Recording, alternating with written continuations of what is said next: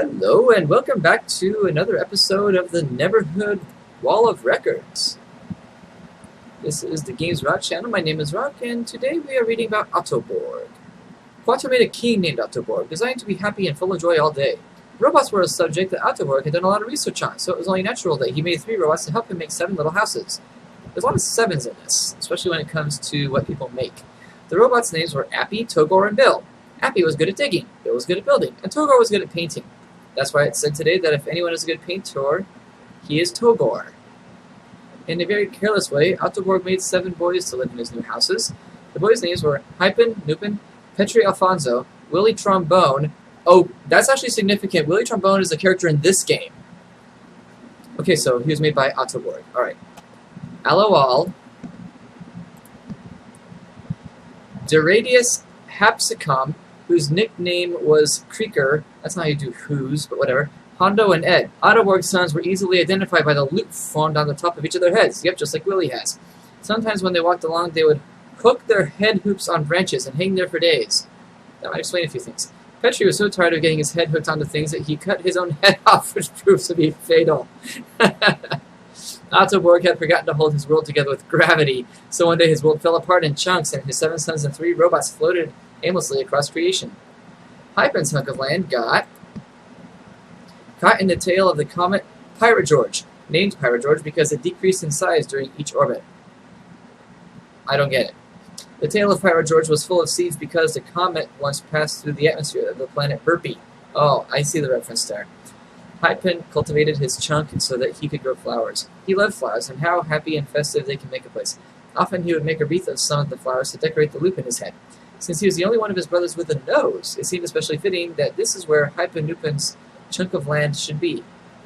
Oh, because he can smell the flowers. He grew an extraordinary amount of flowers, but after a few years it wasn't enough to satisfy his growing craving for flowers.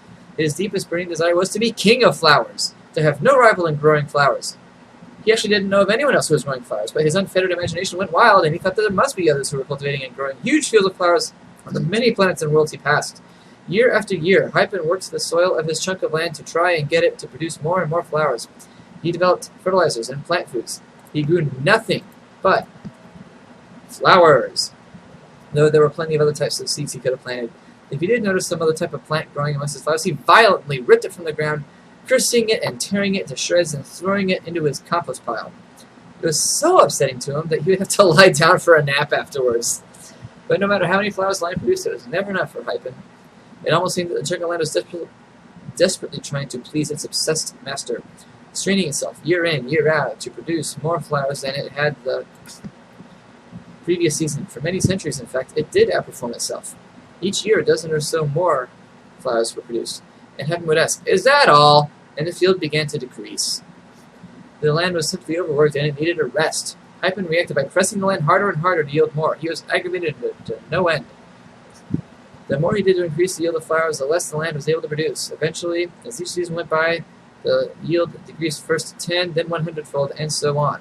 Most of the land lay barren and still. If Hypen found anything other than a flower growing, he would pull it up by the roots and throw it into the compost pile. As the land grew gray and sterile, Hypen wasted away also.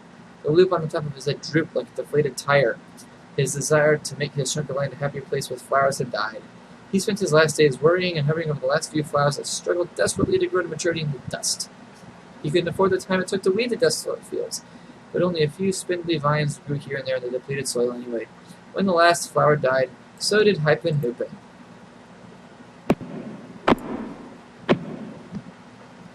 Willie's chunk of land flew up into space, with Willie still inside his little red-roofed house. OTTOBORG never saw Willie again. What OTTOBORG didn't know, which this wall does, was that Willie's chunk of land drifted into the most dangerous part of space. This, presumably, at least as far as I would assume, is this chunk of land. You see, there were these nasty creatures called Victoids that flew about looking for food. The Victoids had a giant nasty mouthful of giant nasty fangs, and of course the hair that they were covered with was nasty. Anyway, 4 Victoids stumbled upon poor Willie Trombone, who was alone, just floating through space for quite some time. Willie, being the friendly type, held out a friendly hand and beckoned them. "Hey, hairy friends." The Victoids screamed with glee when they saw Willie's yellow, supple flesh. They figured that he was not a fool and that they would have to trick him before they could eat him. They were wrong, for Willie Trombone was a fool above all other fools, and all of the time that they spent trying to trick him only gave the drifting giant big robot Bill enough time to arrive. Bill, oh that's right, Bill was one of the robots, okay. Reached out with his mighty 3 arms and grabbed the floating chunk of land and hoisted himself up. Bill grew horrified as he saw his creative son about to be devoured by vicious Victoids. That evening, Willie Trombone dined on Victoids, saving their pelts to use as blankets on especially cold evenings. Willie and Bill became close friends, and they enjoyed each other's company for a long time floating in space until one day they saw something very far away, something like a being in distress. Alowl kept a journal of after OTTOBORG's world broke into chunks. Here is copied the only known surviving excerpt from that diary. My chunk of land has whooshed through a mysterious cloud of blue gas. The cloud is larger than some worlds that I have seen. I made a spur-of-the-moment decision to jump off the chunk and onto the gas. There's such a clutter of junk on the outer surface of the blue gas that it's virtually solid, yet kind of springy. A chunk of blue gas. I think that might be one of the other things that was in the first section, the ones that the specs lived on.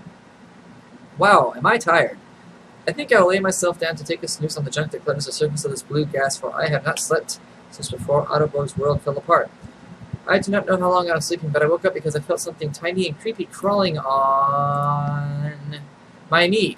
I reached down and swatted it with my hand. It was just a yellow spot of goop when I brought my hand up to see what kind of bug it was. Then I heard the weirdest whiny, moany sound I've ever heard. I looked up and around and behind me, but I didn't see anything. Then I looked on the ground. I found myself surrounded by very little beings. Some were laying down. I guess I must have fainted after seeing one of their own squashed by my big hand. I knew they weren't bugs because they were all staring at me, and because they were not all crawling over me or biting me or injecting their eggs under my skin to incubate there and hatch later. Yeah, that's what bugs do. These are teeny tiny beings indeed. When I compare them to myself, the tallest is only as big as my thumb. Each tiny being has a great head in comparison to the rest of its body. In fact, the head takes up as much space as the body. The two remarkable features of the head are the size of the head compared to the little body, and its almost perfect roundness. It is like a melon on a sliver. Dang. Each being's head has a mouth, but other than that, there's only one facial feature. Their globe heads are divided into an upper and lower hemisphere by dark line at the equator. I perceive the dark line to be all in one, the eyes, ears, and nose of these beings, since they employed them much in their observation with myself and with their mouths also in communication with each other. These could be the specs, I can't tell. I was very hungry as I had traveled on my chunk of land for 40 days and 40 nights, or something like that. My first thought was to eat a handful of little beings, but they held up their hands to ward me off and wailed in high-pitched whining shrieks. This wasn't what the giant did with the specs, so this probably is not them. The little beings understood that I was famished from the disgusting rumbling noises that my stomach made, seemingly from thin air. That does imply that it could be the specs, because the specs made food from thin air. They produced tiny, delicate green crystals in great abundance. In my hand they appeared as so many granules of green sugar, except not gritty. Rather, these were gummy and had a flavor that made me think green thoughts. As fast as I would pop a handful of the green stuff into my mouth, the little beings would bring me more. They also brought me a cup. To them it would be a tub of green liquid, which after I drank it I perceived it to be wine made from the green gummy crystals. It had a very fine flavor and it made me think rather mellow green thoughts. As much as the big heads, my name for them, speak to me, I never comprehend a single word they say, but I must help them drink their wine. One tiny being who does most of the talking seems to be in charge, since the others are always paying attention to him and they jump to action after he speaks. I suppose he's the father of these tiny beings. Period. While he was speaking, he also did strange dances. He looked really stupid waving his arms about like that. After a few weeks of the father trying to talk to me, some others of these big heads dressed in tight, colorful clothing came to bother me. Some rode upon wheelie thing around and danced inside the loop on my head. Okay, yeah. This totally sounds like the specs. So this guy is probably Aloha, I think it was, is the great giant that the specs of Rod or Rylanate, whichever it was, discovered. One of them had the nerve to bounce up and down on my lips. I should have just opened my mouth and swallowed him whole. The only thing I didn't really mind was the 3 beings that did flips and somersaults on the 3 spikes that stick out of my chest. That was kind of fun. Days and days of the same thing now, eating green gummy crystals, drinking green wine, watching the father guy, my name for him, flail about like he does, and listening to his high-pitched whining. Usually I just sit and smile at him, but when my cheeks get sore, I imitate whatever he's doing. This is totally that now. This is, yeah, very closely parallel now. If he nods, I nod. If he shakes his head, I shake mine. I will not write in this diary unless something weird or exciting happens. How long have I been here? It's very hard to keep track of time when nothing new happens. Once again, the father guy came to bother me with his high-pitched whining, though it seemed more fevered this time. He kept pointing off, away from where we sat, and then he stood up and stomped about, always pointing. It looked like a dance to me. As far as I knew, it was a dance since I had never seen any of these little beings dance. So I stood up and danced. I tried to make the steps of my dance like the father guy's, but he was not at all pleased with my imitation. I was busy trying to perfect my dancing step when I suddenly hit from all sides by food.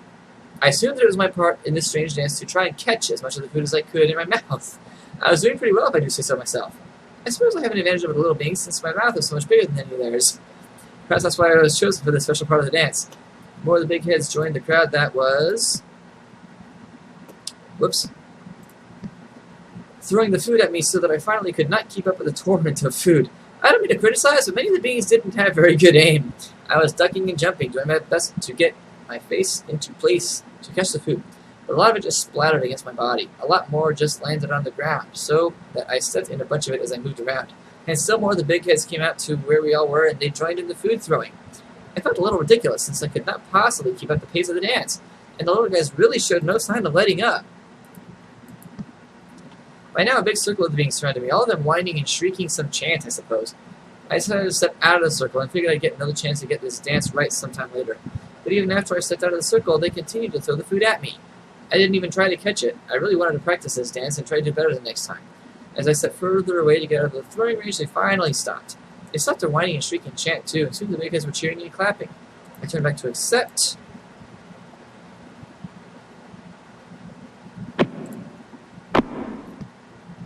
their applause. I think they appreciated that I tried so hard to catch all the food, because as soon as I turned back, they started throwing more. I didn't want to dance this food kitchen dance anymore. I turned my back to the big heads with big round heads, and walked away as fast as I could. Before I knew it, I was walking up to another group of tiny beings. These beings made sounds as I approached, no whining or shrieking or moaning. These beings are just as tiny as the first beings I lived amongst, but they have different heads. Their heads seem to be the right size for their little bodies. Their faces are featureless except for a long needle-like proboscis. These tiny beings seem to use this protuberance for all their communication and all their senses. Sight, smell, taste, hearing, feeling. Some of these beings pointed their needle noses here and there over my body as I approached, but most of them just pointed at my feet. Just before I stepped up in front of the needle noses, my name for them, they began clapping. By the time I actually stopped, they were cheering and whooping and jumping up and down. This went on for quite a while. Then they began to quiet down, and the crowd began to split down the middle. I noticed the needle nose coming through the crowd standing in front of me. Well, wait a minute. Didn't the kings of the specks of Rylanate and Rod get switched? And they had to convince each other, or the one had to convince the people that he really was the other one? If they're so different physically, how is that possible? I don't know. One needle nose coming through the crowd standing in front of me. The needle nose seemed to have the respect of all the other needle noses because they all gave their attention to him as he stood in front of me. I could tell because all their needle-like noses were pointed at him instead of me. He must be their father guy. After looking me over for a while, the father guy started speaking at me. I didn't understand anything he said to me, but I smiled at him the entire time that he spoke to me. I kept smiling at them all. After the father guy finished, I was trying to think of something to do. I decided to say something back to him. Well, that's really nice, I said. For all of you to come out to greet me today. You know, I couldn't stand for any more of that food-throwing dance that the big heads do. You don't have a food-throwing dance, do you? Do you guys understand me? I smiled some more after I finished and waited for something to happen. All the needle noses did was turn around and walk away. They kept looking over their shoulders as they left, but they didn't seem to care if I followed or if I stayed where I was. I decided that I might as well stay where I was. I sat down and waited to see what happened. For days and days I sat there and nothing happened. At first the needle noses kept looking over their shoulders at me, but after a few days they seemed to forget I was there. After a week or so of me ignored, I was hungry. So I followed some of the needle noses around as they went about their daily chores, and every so often they would look over their shoulders at me. Mostly what they did all day was spit on the ground. It was a disgusting sight. They would form lines and walk through the fields and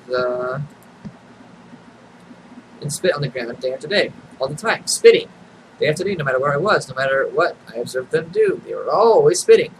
I don't know why I didn't notice it before. Then I noticed all their food came from the fields they'd been spitting in all this time. Food from spit. And then that became a movie later on. Now that they were harvesting, they had time to notice me. For the first time since I arrived in the Needle-Nose land, they offered me food. How could I accept it after seeing them spit all the time to produce the food? I ran away, sickened to my stomach.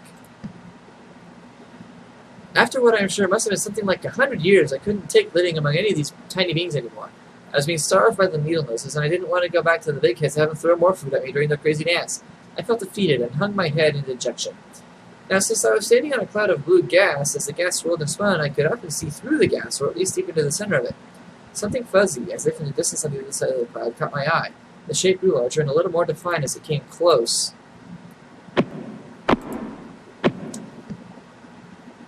All at once, I clapped my hands and whooped for joy. I didn't need a crystal clear view of the object to recognize it as the very chunk of land that had broken off of OTTOBORG's world and brought me to this miserable place. At once, I realized what was happening. The chunk of land was caught in a circular orbit, and the blue gas must be going in a straight line that took it through 2 points in that circle. I cried out, "For sure, I'm the luckiest of all of OTTOBORG's sons!" Carefully, as it passed through the cloud of blue gas, I jumped off the springy surface of debris and onto my chunk of my father's world. I have not been on the chunk of land for about 3 minutes, long enough to make this latest entry into my journal. Gee, it's great to be back home again. I hope I never... Here the excerpt of the diary ends abruptly. It is said that the chunk of land that Aloha was on suddenly smashed into a dirt clod that collided with it head-on. Both the chunk and the clod were traveling at great speeds upon impact. Nothing was ever seen of Aloha again. Aww. Creeker's chunk of land was the biggest, and it was full of lakes. There was actually more land covered by water than not. Uh-oh, is this Earth? Creeker survived many centuries on the chunk, long enough to learn how to create and build giant replicas of spoons and butter knives, enormous buckets filled with oversized sesame seeds, and huge loaves of bread, among other things. Creeker used the soil of the dry land in his chunk as a material for his sculptures. Whenever he would get tired of looking at one of his colossal creatures, he would just throw it into a lake. Each of the colossal sculptures displaced enormous amounts of water, covering up a little more dry land each time one was thrown into a lake. So does that mean global warming and the ocean levels are rising? When he wasn't sculpting, Creeker would be out scrutinizing one of his previous sculptures. He was very critical of his work. He always concluded that the sculpture did not communicate the concept that was the impetus behind the work, or he saw a hair or a bug sticking out of the clay. In any case, he was always frustrated. None of his work seemed to express his vision just the right way. He couldn't quite put his finger on the problem. But his general feeling was that it had to do with the size of the sculpture. If only it was a little bit bigger, he would often say to himself. Then he would heave the thing into the nearest lake. His mind was focused intently on making each new sculpture larger than the previous one, whether it be a giant replica of a red pod bulb or a mostly empty jar that had been sitting in the back of a valley for 8 weeks. Eventually, he spent very little time examining his finished works, but with an exclamation of disgust, he would throw the work into the nearest lake, which after a while seemed to be conveniently closer and closer. Just as soon as it was done, and immediately start on the next one. The replicas were by this time so large that he had to climb them to work on the upper parts. I forgot that I'm supposed to click on the top. The largest sculpture Creeker ever completed was of a baby's arm holding an apple. It was such a titanic work that he had to use spikes and ropes to get up it. When he finished, he had to rappel down the back of the arm. He backed up to get a good look at it, but baby's arm holding an apple.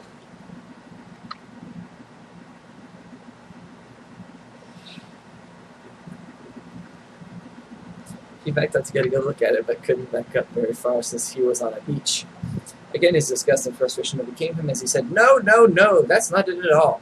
Then Creeker rushed at the base of the sculpture to push it into the water. He barely budged it, but it was top-heavy since the apple at the top was enormous, so that his push was enough motion to cause the sculpture to fall over. Creeker turned to start on a new sculpture. He had in mind a great pair of tongs digging into the bucket of sand, and he never saw the tidal wave that fell upon him. Hondo's chunk of land ended up on the back of a giant animal that lived in a desert on an undocumented planet. Hondo seemed to like the animal enough, and he was so small that the animal didn't detect his existence. There was not much that Hondo could tell about what the animal looked like. It was colossal compared to Hondo. He took many survey journeys that went on for days and days across the top of the beast to see if it looked different from other locations. As he walked, he noticed the color of the ground change. Presently, he would be passing over an area that was brown, and 15 feet or so further, he would pass over an area that was yellow. The surface he walked on was hard and mostly smooth, but it was terraced into short, flat little hills all over. When he came to the edge, he was looking around, and he almost fell off. He got down on his stomach to look over the edge. There was nothing between him and the ground, which was very far away. If he had jumped, the fall would have broken every bone in his body. He was on the lip of an overhang, and he reached under it to see if he could feel how far back it went, but the overhang went straight back and kept going. Then he carefully lowered his head over to look and see how far back the overhang went. He couldn't see it, though. There was so much dark shadow, he could only see about as far as his hand reached. Hondo got up and decided to walk directly away from the edge. He grew very tired almost immediately as the surface began ascending right away. It took a day to reach the summit, so he slept there. In the morning, Hondo was able to see very far from the top of the animal. The sky was all blue and the land was all beige. He saw that the highest hilly part of this animal sloped down in all directions around from where he stood. Ed's chunk just spun in space forever. So that is what the ringheads look like. Which one of them had a crown? I don't think it's LOL. And it's definitely not Willy. Two things in his hands. Haman. Okay, we get to do a new guy. Haman. Quatar made Haman and gave him 2 crowns and let him decide what to do with the extra one. Haman had a son named Pinto Bunyan, to whom he immediately gave a 2nd crown. Pinto Bunyan helped Haman with all that he did. Haman made a bunch of beings called Ints. The Ints were blue and looked like little bugs. The blue Ints spent the first day of existence fashioning small spears. Soon the Ints had broken up into small communities. Each community had a specific task to accomplish which helped all the other Int communities. Blue Int South was in charge of growing food. Blue Int North built housing for other communities, and so on and so forth. All was peaceful and working efficiently, so Pinto Bunyan made some Ints of his own, only his were white. Now it came about, when the white Ints began to multiply on the face of the land, and daughters were born to them, that the sons of the blue Ints saw that the daughters of the white Ints were beautiful, and they took wives for themselves, whomever they chose. Oh god, what part of the Bible is this from? The Hutsa were in the world in those days, and also afterward, when the sons of blue Ints came into the daughters of white Ints. I don't think that was intentional. I mean, it was intentional for the blue Ints, but I don't think it was intentional to write it that way. And they bore children to them. Those were the mighty Ints who were of old, Ints of renown. The white Ints instantly mingled with the blue Ints, but they refused to acknowledge the community system of the blue Ints. The white Ints enjoyed the fruits of all the blue Ints' hard work, but they didn't help them work at all. It only took one white Int to throw a negative blue Int one morning to cause a dreadful feud. So, Hemma of the blue Ints rose with all the blue Ints of war. Ints of war. That would be an interesting game. And I, go up with my spears and take cover, and then I spear the white Ints with my spear, because I'm the Ints of war. They went up to White Int East, and Hemma chose 30,000 blue Ints, valiant warriors, and sent them out at night. And he commanded them, saying, "See, you are going to ambush the city," but wrong one, from behind it. Don't go very far from the city, but all of you be ready. Wait a minute. I think I missed it. Okay, no, I did it. Okay, all the blue Ints who are with me will approach the city, and it will come about when they come out to meet us at the first, that we will flee before them, and they will come out after us until we have drawn them away from the city, for they will say, "They're fleeing before us at the first." Okay, this is from the book of Joshua at the Battle of Ai. "And you shall rise up from your ambush and take possession of the city. Then it will be, when you have seized the city, that you shall set the city on fire. See, I have commanded you." Most of those Ints of war in attendance could not understand Hemma, for the language he used was flowery and outdated. Still, few in attendance there, from among all those in attendance, did hearken and understand. Even did they reckon the sayings of Hemma, and straightway did they clue in their buddies who were just lollygagging about, scratching their heads. All at once, all who heard this exclamation did understand Hemma's plan. So Hemma sent them away, and they went to the place of ambush and remained between White Int West and White Int East, and the west side of White Int East. But Hemma spent that night at the Wagon Leisure Inn. Now Hemma rose early in the morning and mustered the blue Ints, and he rose up with the elders of blue Int before the blue Ints to White Int East. Then all the blue Ints of war who were with him went up and drew near and arrived in front of the city and camped on the north side of White Int East. Now there was a valley between him and White Int East, and he took about 5,000 blue Ints and set them in ambush between White Int West and White Int East on the west side of the city. So they stationed the blue Ints, all the army that was on the north side of the city, and his rear guard on the west side of the city, and Hemma spent that night in Sid's garden spot lodge. And it came about, when the king of White Int East saw it, that the men of the city hurried and rose up early and went out to meet the blue Ints in battle, he and all his people at the appointed place before the desert plain. But he did not know that there was an ambush against him behind the city, and Hemma and all the blue Ints pretended to be beaten before them, and fled by the way of the wilderness. And all the people who were in the city were called together to pursue them, and they pursued Hemma, and were drawn away from the city. So not an Int was left in White Int East or White Int West who had not gone out after blue Ints.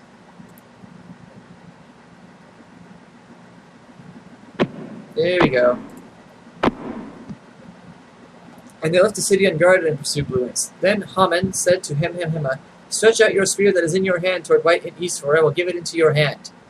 Oh, so Haman's in on this too. So Hemma stretched out the spear that was in his hand toward the city, and the men in ambush rose quickly from their place. And when he had stretched out his hand, they ran and entered the city and captured it, and quickly set the city afire. When the men of White Int East turned back and looked, behold, The smoke of the city ascended to the sky, and they had no place to flee this way or that, for the people who had been fleeing to the wilderness turned against the pursuers. When Hemhemhema and all blue ints saw that the men in ambush, men, not ints, in ambush, had captured the city and the smoke of the city ascended, they turned back and slew the men, not ints, of white and east. And the others came out from the city to encounter them, so that they were trapped in the midst of blue ints, some on this side and some on that side, and they slew them until no one was left of those who survived or escaped. But they took alive the king of white and east and brought him to Hemhemhema. Now it came about when the blue ints had finished killing all the inhabitants of white and east in the field of the wilderness where they pursued them, and all of them were fallen by the spear until they were destroyed. Then all the blue ints returned to white and east and struck it with the spear. And all who fell that day, both male and female, were 12,000, all the people of white and east. For Hemhemhema did not withdraw his hand with which he stretched out the spear until he had utterly destroyed all the inhabitants of white and east. So Hemhemhema burned white and east, and made it a heap forever, a desolation until this day. And he hanged the king of white and east on a tree until evening and at sunset. Hemhemhema gave a command, and they took his body down from the tree and threw it at the entrance of the city gate, and raised over it a great heap of stones that stands to this day. Yeah, except for the part of staying at the lodges, that's kind of straight out of the Bible, the story of the Battle of Ai. So, Ichigoplasty and all the white ints who were with him arose by night and lay in wait against blue int south in 4 companies. Now Pimento Lufa, the son of Texadril, went out and stood in the entrance of the city gate and said, "Who is Ichigoplasty that we should wait a minute. Who's Ichigoplasty all of a sudden? Am I, like, missing something? No, I don't think so. Because now we're cutting to the middle of the story of Abimelech from the book of Judges. Who is Ichigoplasty that we should serve him? And Ichigoplasty and the white ints who were with him arose from the ambush. And when Pimento Lufa of the blue ints saw the white ints, he said to Factotron, this just took a big turn. Look, ints are coming down from the tops of the mountains. But Factotron said to him, you are seeing the shadow of the mountains as if they were ints. And Pimento Lufa spoke again and said, behold, ints are coming down from the highest part of the land, and one company comes by the way of the diviner sandwich. When Factotron said to him, where is your boasting now with which you said, who is Ichigoplasty that we should serve him? Are these not the white ints with whom you despised? Go out now and fight with them. So Pimento Lufa went out before the leaders of Blue Int South and fought with Ichigoplasty, and Ichigoplasty chased him. And he fled before him, and many fell wounded at the entrance of the gate. Then Ichigoplasty remained at Blue Int West, but Factotron drove out Pimento Lufa and his relatives so that they could not remain at Blue Int South. Now it came about that the next day the Blue Ints went out to the field, and it was told to Ichigoplasty, so he took his white ints and divided them into 3 companies and lay in wait in the field. When he looked and saw the ints coming out from the city, he arose against them and slew them. Then Ichigoplasty and the company who was with him dashed forward and stood in the entrance of the city. Why do you go straight to the middle of another story out of the end of this one? This is like cutting and you're cutting and pasting right now. The only thing different is the names. City gate. The other 2 companies then dashed against all who were in the field and slew them. And Ichigoplasty fought against the city all that day, and he captured the city and killed the Blue Ints who were in it. Then he razed the city and sowed it with salt. When all the leaders of the Tower of Blue Int South heard of it, they entered the inner chamber of the Tower of Holmark, or the Door. And it was told to Ichigoplasty that all the leaders of the Tower of Blue Int South were gathered together, so Ichigoplasty went up to Mount Fluorescent, he and all the Ints who were with him, and Ichigoplasty took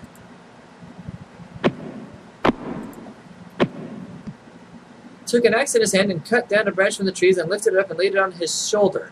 Then he said to the Ints who were with him, what you have seen me do, hurry and do likewise. And all the Ints also cut down each one his branch and followed Ichigoplasty and put them on the inner chamber and set the inner chamber on fire over those inside, so that all the men of the Tower of Blue Int South also died, about 1,000 men and women. Then Ichigoplasty went to Blue Int Southwest and encamped against Blue Int Southwest and captured it. But there was a strong tower in the center of the city, and all the men and women, with all the leaders of the city, fled there and shut themselves in, and they went up on the roof of the tower. So Ichigoplasty came to the tower and fought against it, and approached the entrance of the tower to burn it with fire. But a certain female int threw a 16-ton weight on Ichigoplasty's head, crushing his skull. Then he called quickly to a young int, now they're mint instead of men, his armor-bearer, and said to him, draw your spear and kill me, lest it be said of me, a female int slew him. So the young int pierced him through, and he died. And when the white ints saw that Ichigoplasty was dead, each departed to his home. When the blue ints and the white ints started to fight, so did Pinto Bunyan and Hamet. Quatar stepped in and took Pinto Bunyan's crown away and gave it to a new being he made called Arvin. Okay, so why did we have the story of Abimelech and I just like in the middle and seem to have no real It wasn't even original like the story of the specks. That was just cut and paste straight out of the Bible, except for the names. Let's go right on to Hoborg. Quattro wanted to see what would happen if he made a creative being with a big heart. Quattro named him Hoborg, meaning big heart.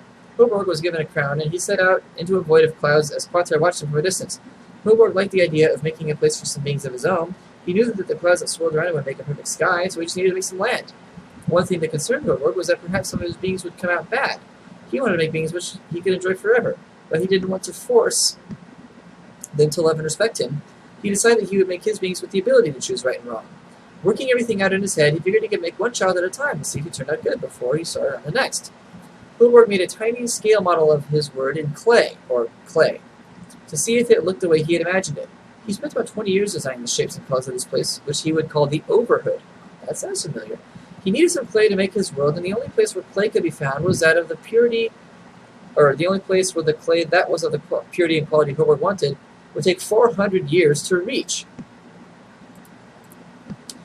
He was so anxious to get started that he asked for help from Quattro. Quattro, thank you for making me such a fine crown. Everything in life is just wonderful, but I was wondering, Hoborg got down on one knee, can you help me get to the clay of highest quality? Quattro laughed. That would take even me a long time to reach. What's wrong with the clay that I have already given you? Hoborg answered, I like the clay you gave me for planning things, but I was hoping for the best ingredients for my beings. You see, I want them to last forever, and clay only lasts for a few thousand years. Quattro was impressed. Here is a scope that will help you see as far as you need to. You will be able to pick the shortest path to the clay, which should save you quite a few years of travel. Hoborg received the scope. Oh, thank you, Quattro. You are very generous. Hoborg started on his journey that same day. Looking through the scope, he could clearly see the mountain of clay he needed to build the Overhood. Every day was the same. Hoborg awoke before sunrise so that he could travel far without heat. But before he set out to travel each morning, he thought lofty, respectful thoughts about Quattro. Hoborg, in his ever-so-deep voice, would sing songs to the ground about how good it was to have been made. After a morning's journey, Hoborg would cover himself up in soil and rest. He resumed his mission in the afternoon and walked down the great mountain of clay until late in the evening. After 20 years of travel, Hoborg grew very lonely, so he could not stand to go on. He found a chunk of land upon which he could stop and rest. It had one spindly vine growing on it, and Hoborg laid down beside it to enjoy the shade it provided so he might be delivered from his discomfort. And Hoborg was extremely happy about the plant. And now we're in the story of Jonah. But at dawn the next day a worm came and attacked the plant, and it withered. And it came about when the sun came up in scorching east wind, and the white light of the sun beat down upon Hoborg's head, so he became faint and begged to die, saying, Death is better for me than life. Hoborg could not get himself to do anything. He just lay there. Hoborg began to scrape absent-mindedly at the dirt where his hand lay. We're out of Jonah now. Then he said, Scraping is better to me than death. It was a fine dry dirt that was packed down and baked hard by the white sun. His fingers bent, lifted, and stretched. Bent, lifted, and stretched. Bent, lifted, and stretched. Scratching relentlessly. His fingers scraped through the layers of fine dust and grit day after day. Just a few grains of dust and grit required weeks of scraping before it broke loose from the ground. The ground was that hard and compacted. More and more dirt added to the pile under his palm each month. During the years that passed, the only sounds he heard was the scraping of his hand on the dirt and his breathing. After a pile big enough to pick up formed under his hand, he grabbed it, spat upon it, and squeezed it, and squeezed it, and squeezed it, until his hand turned white and his knuckles made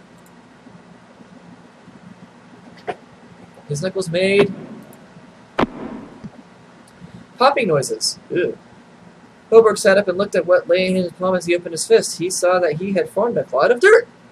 Now the worm that had attacked the spindly vine and caused it to wither popped his head out of the ground and admired the clod, saying, My, what a nice clod of dirt you've got there. Looking Hoborg up and down, it asked, Did you make that all by yourself? Yes, I did, said Hoborg.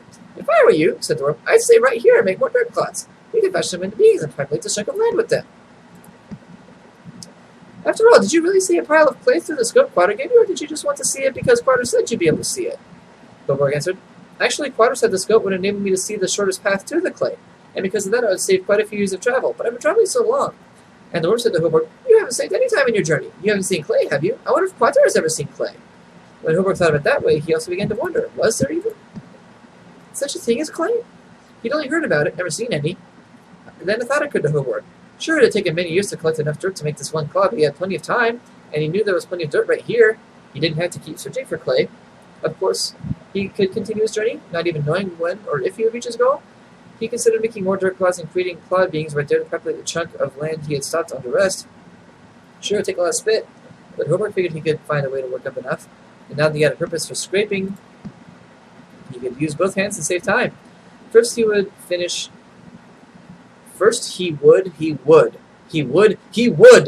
creating a being from the dirt cloud he had already made. Hoborg knelt beside the thing he had put together, that hideous outrage of dirt stretched out, and then as he worked the cloud with his hands, it began to show signs of life, and stirred with an uneasy, half-vital motion. Frightful it must have been, for supremely frightful was the effect of his endeavor to mock the stupendous mechanism of his own creator Quater. His success terrified Hoborg. He cast away his odious handiwork, horror-stricken, as far and as with as much velocity as he could throw it. He hoped it left to itself, out wherever it might land, the slight spark of life which had received such imperfect animation would subside into dead matter. Hoborg went to sleep in the belief that the silence of the grave would quench whatever the transient existence of the hideous clod which he had looked upon as a cradle of life. He slept, but in a dream he was awakened. He opened his eyes, beheld the horrid thing standing at his side under the spindly vine. In Hoborg's dream it grew back, and it looked on him with yellow, spit-oozing, but speculative eyes. Hoborg awoke for real, and was horror-stricken because he saw something far away, and it was growing less and less far away with every minute. At first he thought it was a cloud creature coming back to get him, but as it got closer he could see that it was much bigger than a dirt clod. A short while passed before Hoborg could make out the shape, as he just stood there. It was a piece of land with a little red-roofed house on it. There was a big robot and a little being on it. Hoborg realized that these folks would pass him if he didn't act quickly, so he took off his belt from around his waist and made a lasso. He figured that it was still not long enough to reach this passing landmass, so in an act of desperation he gouged out a, this doesn't sound good, chunk of his chest and rolled it into a great snake that extended the end of his belt. This contraption was long enough to lasso the land, which halted when the cord went taut. The big robot pointed to Hoborg's chest and said, "Me, Bill. Me, Bill." Hoborg waved and said, "Me, Hoborg. I am Hoborg." The smaller being, slightly smaller than Hoborg, but 1/50th the size of Bill, pointed to Hoborg's chest and said, "Me think him's pointing your torso, big ouch." Hoborg did not realize that his guts were oozing. Oh, that's gotta be a trombone. Willy trombone. I bet. Out of the large fissure he had created in his chest. Good Quater, what am I going to do? The small being took of his own belt and instructed Bill to carry him down to where Hoborg was. The being jumped into Bill's hand and he walked over to where Hoborg sat, about to pass out. "Me, Willy," the stranger said as he tied his belt over Hoborg's chest, clamping the severed sections together and closing it to self-inflicted injury. Hoborg placed his hand on Willy's shoulder. "Hello, Willy, I am Hoborg, and you just saved my life." Willy did not seem to acknowledge this statement. Hoborg figured Willy was not altogether sane, but he was grateful just the same. After a few days of rest, Hoborg decided it was best to continue on his journey. Hoborg asked Bill and Willy if they wanted to join him, but Bill just said, "Me, Bill. Me, Bill," and Willy mumbled a bunch of gibberish to himself. Hoborg liked their company, but figured that they didn't want to come along, so he tearfully said goodbye. Hoborg was surprised to find that when he walked, Bill and Willy followed him. Hoborg didn't question them, he just grew happy inside and continued toward the clay. Yeah, he's on his journey. Big Robot Bill, Hoborg found out his full name because it was engraved on the back of his foot, proved most useful for carrying Willy and Hoborg, and the little red-roofed house over canyons too steep to climb. Hoborg noticed, while being carried by Big Robot Bill, that Bill's chest had a switch inside it marked good at the present setting and bad on the other setting. Hoborg dared not find out what the bad setting did, but he thought it must be a poorly thought-out attempt at dealing with the same problems he had when he was planning the making of beings that were capable of doing right and wrong. Within a few more years, the three made it to the clay. Oh, wow. It was a mountain of the purest clay in the known universe, and Hoborg found it to be of higher quality than he or even Quater imagined it would be. He filled his crown up with a few good-sized hunks of clay. Bill and Willy carried a few hunks to help. Altogether, Hoborg figured there was enough to make his overhood, and about 2,000 beings. On the way back to where Hoborg had started his journey, well, I think he picked up a spot, I don't remember. A tick burger came upon the trio. A tick burger is something all icky and sticky that Quater always said to run away from. Hoborg yelled for Bill to grab Willy and himself and make a run for it. A tick burger is made to want what other beings have. He could tell that they had a bunch of clay, so he licked his lips, exposed his fangs, and said, "Clay!" As fast as Bill could run, it was not fast enough to outrun the nimble tick burger. The ID panel on the back of Bill's foot was removed with one swipe of tick burger's razor-sharp claw. Hoborg saw that Bill was slowing down and that they would soon perish if they did not do something quick. Hoborg threw all of the spare clay over to the ground below. He figured the amount remaining would still be enough to make a medium-sized world and about 500 beings. The problem was that as soon as Hoborg dumped the clay, Tickburger gobbled it up, and it was still closing in on Bill. Hoborg nervously threw some more clay out, and this time Tickburger ate it, but slowed down considerably. This was not good enough, since Bill also was slowing down considerably from the exhausting pace. He simply couldn't carry on much longer. Hoborg decided that he would have to be happy with about 20 beings in a small neighborhood as a world. With that, he dumped most of his clay over with just a little bit left for his greatly reduced plans. It worked this time, since Tickburger stopped completely and could not follow them since he was stuffed with so much clay. Bill continued under Hoborg's guidance, holding a little red-roofed house on his shoulder where Willie and Hoborg could ride and room together. After many years' journey, Hoborg continued and was ready to build the Everhood, a neighborhood that would last forever, so long as nothing went wrong. Whoa! Ah, there's Bill. Wait, that's the crown. I thought that Bill was bigger than the Hoborg. No, that must be Hoborg. Then where's Willie? And where's the Little Red House?